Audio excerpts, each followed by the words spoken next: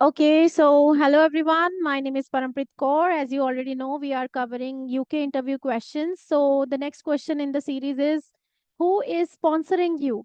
This is going to be the most important question. आप जिस भी एजेंट से अपनी फाइल लगवा रहे हैं, अगर आप स्टेप बाय स्टेप चल रहे हैं, तो आपको ये चीज़ क्लियर होनी चाहिए कि आपकी जो यूनिवर्सिटी की रिक्वायरमेंट है फंडिंग की वो क्या है, आपके खर्चे कितने होंगे, आपके प्रॉपर आपको यूके में ये ध्यान रखना पड़ता है कि आपकी फंडिंग की रिक्वायरमेंट कितनी है और आपको कितने फंड्स शो करने हैं।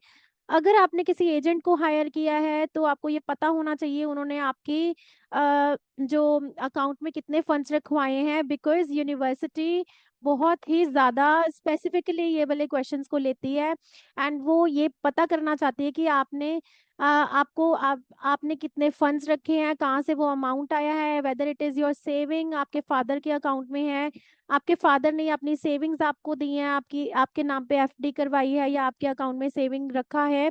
ये सब कुछ आपको बहुत क्लियरली अपने इंटरव्यूअर को बताना है कि आपके फादर कैसे वो इनकम जनरेट करते हैं। एक एक सोर्स ऑफ इनकम है, दो सोर्स ऑफ इनकम है, ये सारा कुछ आपको क्लियर करना पड़ेगा।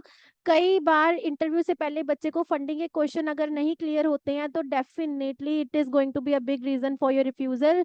मोस्ट ऑफ द स्टूडेंट्स जो मुझे कॉल करते हैं और मुझसे इंटरव्यू क्वेश्चंस पूछते हैं, तो सबसे पहला क्वेश्चन मेरे तरफ से यही होता है कि आपको स्पॉन्सर वाला क्वेश्चन बहुत अच्छे से क्लियर करना है, क्योंकि अगर आप ये क्वेश्चन अच्छे से क्लियर नहीं करते तो आपका वीजा जो है इसी पे डिपेंड करता है। अगर इंटरव्यू रिजेक्ट हुई, you want be getting any visa and आपको इसीलिए ये क्वेश्चन को बहुत फोकस्ड रह के प्रिपेयर करना है। तो छोटा सा ही आंसर, लेकिन आपको इसे कैसे बोलना है ये आपको ध्यान रखना है। जैसे कि सबसे पहले आप बताओ, मेरे फादर ये बिजनेस में है, इतने लाख की इनकम यहाँ से आती है, इतने लाख की इनकम यहाँ से आती है, उन्होंने मेरे नाम पे एफडी करवाई हुई है।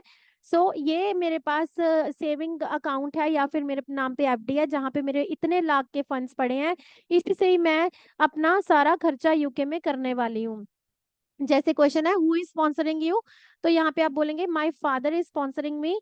अगर आप मैरिड है तो आप बताएंगे कि मेरे हस्बैंड स्पॉन्सर कर रहे हैं मुझे, right. My father is sponsoring me, he is into farming business, we have an agriculture land of around 5 acres. आपको बताना है कि अब आपके पापा वो इनकम कैसे जनरेट करते हैं।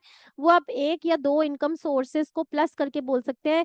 Even if your father doesn't have any agriculture business, आप ये आंसर एज इट इज बोल सकते हैं, because in India is an agricultural state, so definitely आप एग्रीकल्चर को इंक्लूड कर सकते हैं। प्लस अगर आपके फादर कोई गवर्नमेंट जॉब में है या फिर कोई फैक्ट्री वगैरह में वर्क करते हैं तो वो सारी इनकम भी आप प्लस करके बता सकते हैं।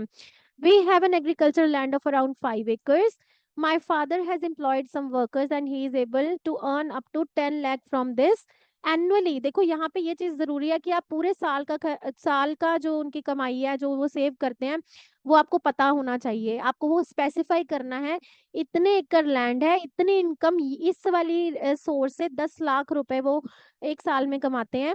Apart from this he is able to generate 4 lakh as a revenue through this rental income, right. So आप बताएंगे उसके साथ। Okay. So next point is, apart from this he is able to generate 4 lakh as a revenue through his rental income। फिर आप बताओगे कि आपके कुछ रेंटल इनकम के सोर्सेज भी हैं, वहां से वो 4 लाख कर लेते, टोटल 14 लाख हो गए। He also works in a hosiery industry as a part time, from which he earns around 6 lakhs annually। फिर आपने क्या बताया, वो हॉजरी इंडस्ट्री में भी पार्ट टाइम वर्क करते हैं जिससे वो पूरे साल में 6 लाख रुपीस वहां से अर्न करते हैं। सो देखो आपको ये दो तीन मेजर सोर्स ऑफ इनकम्स बता के एक टोटल एनुअल इनकम का अमाउंट बताना पड़ेगा। So my father's approximate income per annum is around 20 to 21 lakh.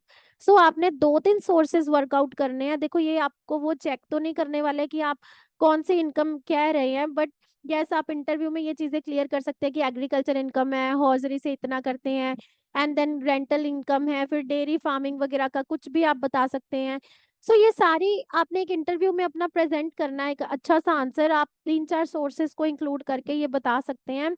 Next is, अब अगर आपने एग्रीकल्चर लैंड को इंक्लूड किया है तो डेफिनेटली आपको वो क्रॉस चेक करेंगे, या जो भी आपने सोर्स ऑफ इनकम बताई है उसमें क्रॉस चेकिंग हो जाती है। एग्रीकल्चर लैंड वाले क्वेश्चन में मेजरली मैंने देखा है वो पूछ लेते हैं क्या ग्रो किया जाता है आपकी लैंड में। तो आपको पता होना चाहिए कि rice and wheat is grown, या जो भी आपके पास स्पेसिफिकली क्रॉप्स आप याद रखो कि ये क्रॉप्स इस सीजन में उगती है, ताकि आपको ऑन द स्पॉट सोच में ना पड़ना पड़े और आपको पता हो कि ये बिजनेस मेरे फादर करते हैं और ऐसे ऐसे करते हैं। वो चीज की थोड़ी सी एक अंदाजा रखो कॉमन सेंस के according. Note, examiner might ask you what kind of crops you grow your on your farming land.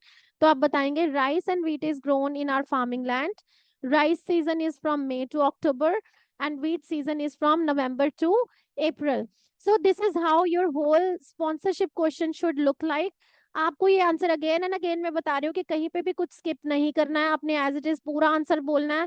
आपका वीजा इस इंटरव्यू के ऊपर ही डिपेंड होता है। आपके एजेंट ने आपकी फीस दे रखी है, आपने फंडिंग कर रखी है, आपने शायद उनको कुछ मनी भी दी होगी, या अगर आप स्टेप बाय स्टेप चल रहे हैं तो आपने खुद अपनी फीस दी है। हर एक तरीके से आपको ये इंटरव्यू क्लियर करनी है। एंड स्पॉन्सरशिप का क्वेश्चन एक ऐसा क्वेश्चन है जो डेफिनेटली आप फेस करने वाले हैं, और आपको ये पता होना चाहिए कितने फंड्स आपके अकाउंट में है, क्या कौन आपको स्पॉन्सर कर रहा है। ये क्वेश्चन बहुत इंपॉर्टेंट है, आपको ये अच्छे से रिवाइज करके जाना है।